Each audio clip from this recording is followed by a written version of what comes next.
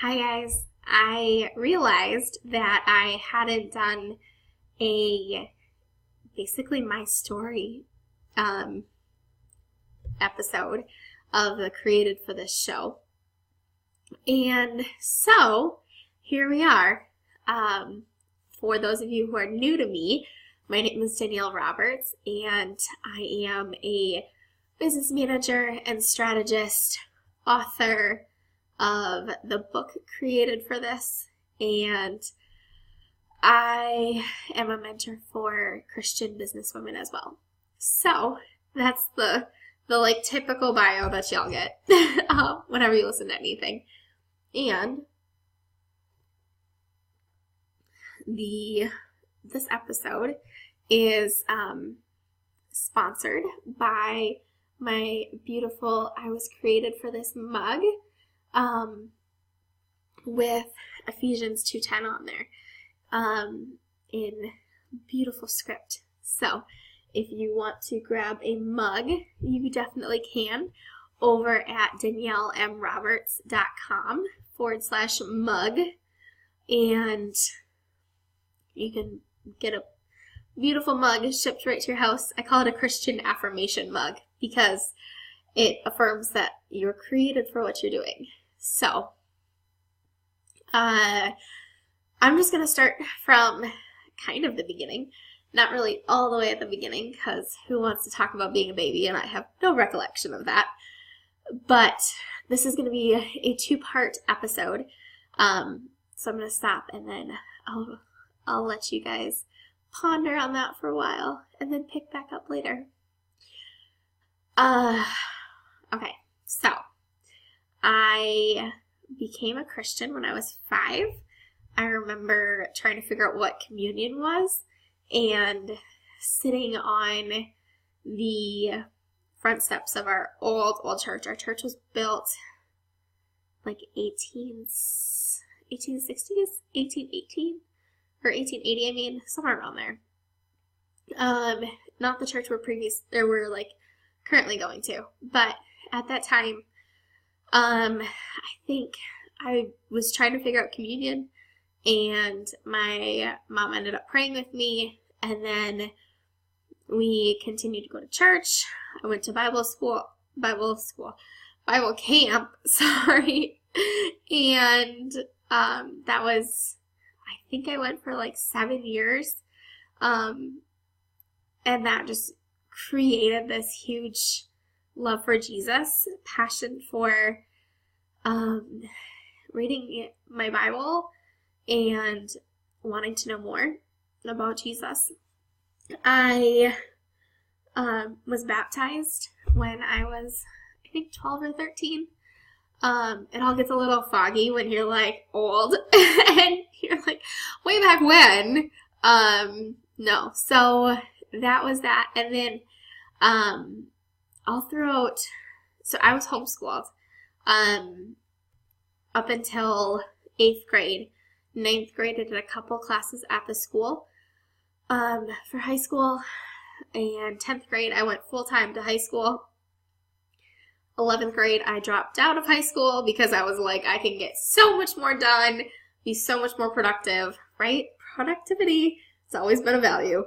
I can do this, and that's what I did, and then I went back to high school in my senior year in 12th grade so that I could graduate, because I was like, oh, college is really, they like this actual like diploma better than a homeschool one. So that's my logic behind that. Plus, I am an extrovert. I love being around people. For me, sitting at home while I was homeschooled was super, super boring, and I did not like it at all.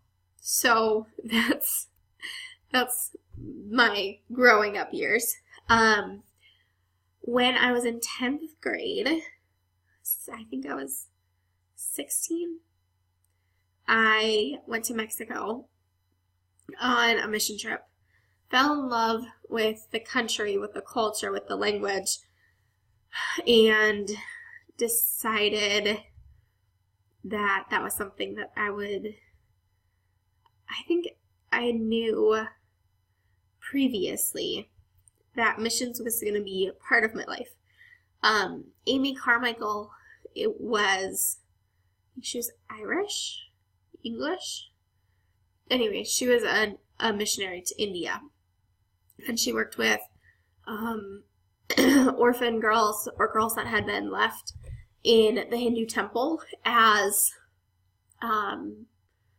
basically like child prostitutes and sacrifices and stuff. So I loved her growing up. I know I did a picture or like a paper on her at one point. And while I was in Mexico, it just, like, that love of missions continued to grow. I had done a mission trip, like I said, Bible camp. I had done a mission trip after my freshman year of high school, and then every year subsequently after during the summers after each grade.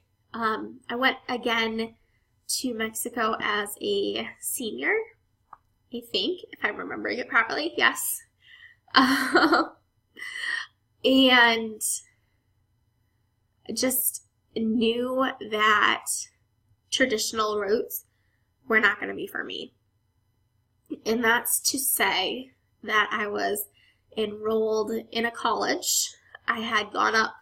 I had, it's north. So I went up to register for school to get my classes picked out. I got my pretty little University of Minnesota Duluth ID card and had a roommate picked out, everything. And then God was like, yep, that's not where you're going to be.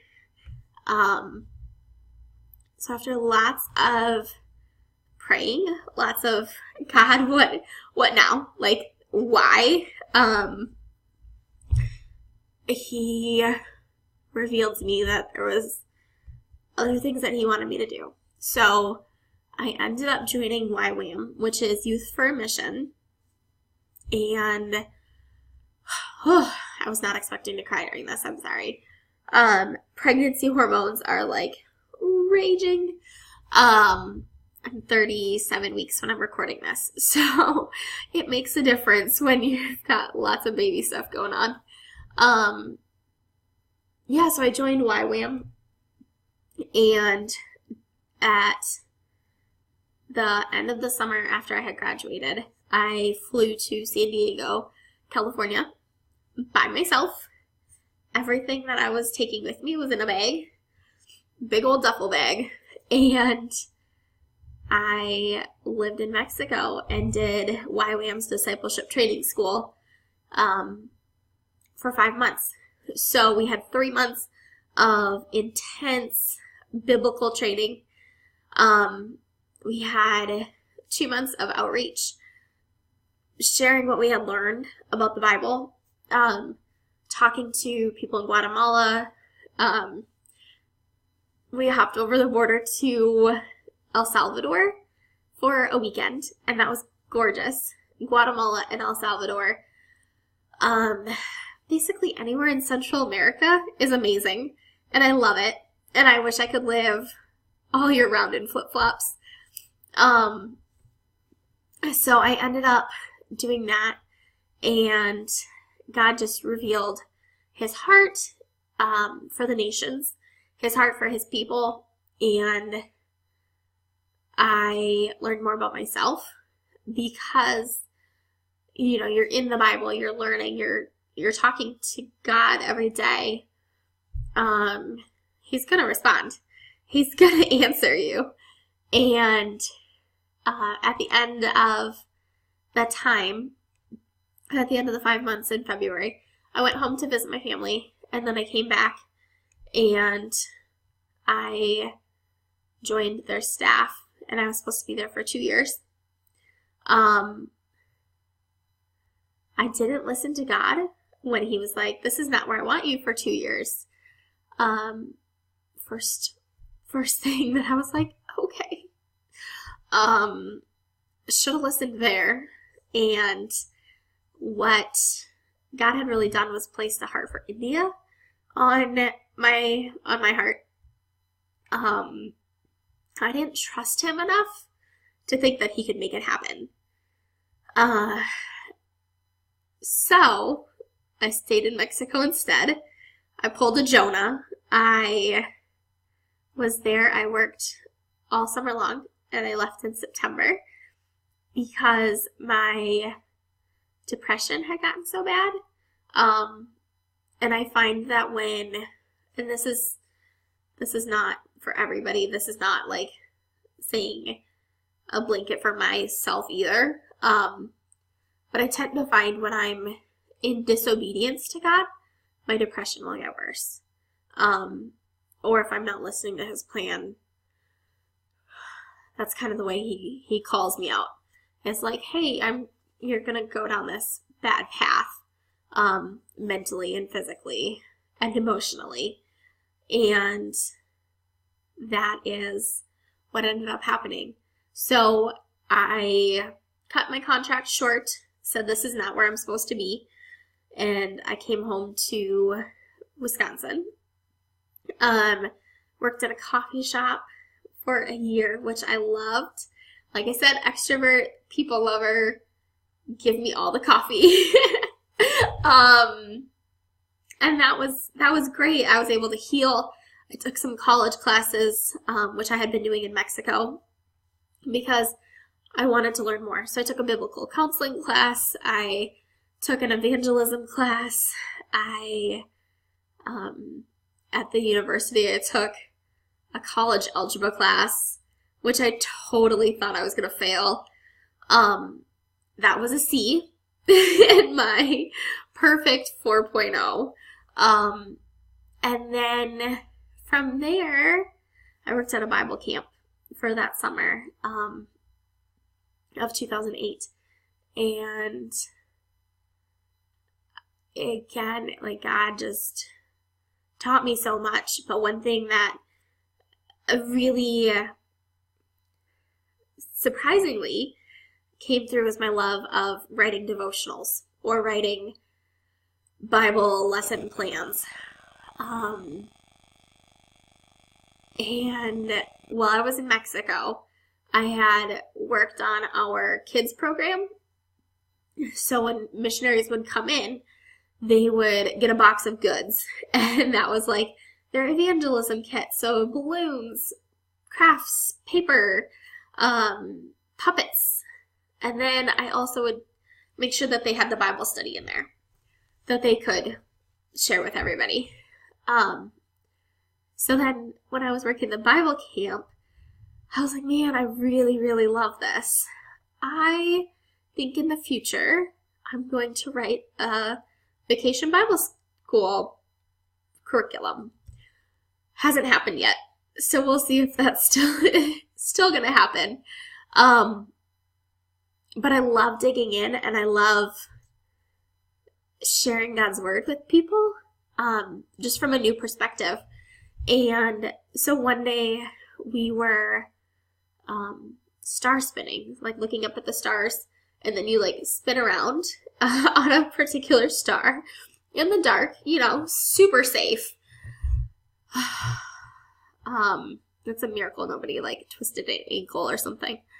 But Joshua 1:9 came to mind that summer as I was kind of going through a rough time of just feeling really lonely.